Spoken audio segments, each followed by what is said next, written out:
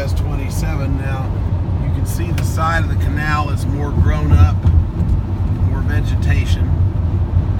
And as I said before, the state could not afford guardrail, so they had planted a row of Australian pines that went on for miles that are now gone. We have this thick vegetation that was always there between the Australian pines.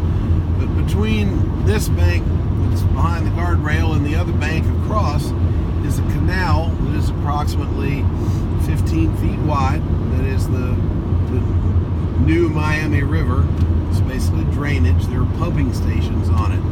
But a little bit of South Florida history.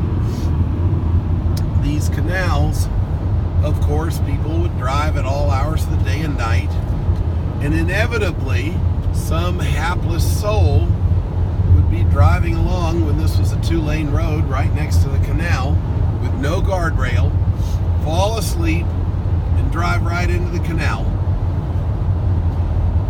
And often, even if they had hit their brakes in panic, the vegetation was so thick and grew so quickly that by the next day, the evidence of their having gone into the canal had completely erased. Their families would call up the highway patrol, say so-and-so never came home, but they'd just be another missing person. Well, the U.S. Army Corps of Engineers manages these canals, and once or twice a year, they would drag the canal with a heavy chain that went from one side to the other with hooks on it, sort of like a big fish net with very big holes. It didn't have to be that small.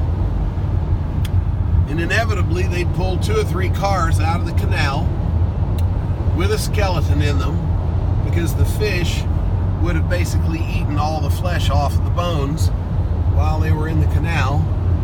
But at least they had a license plate on the car, so they could usually identify it with the missing person whose family was trying to figure out what had happened to them. At least they gave the fish some nourishment. Well, that's true. Instead of being embalmed and put in the ground and slowly molder away.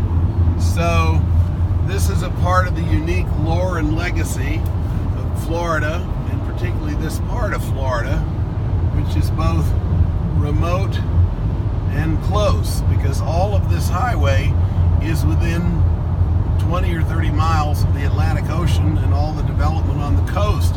So when you drive through it at night, you can see all of the city lights brightly off to the east in this direction, and then off to the west in that direction was basically pitch black, nothing.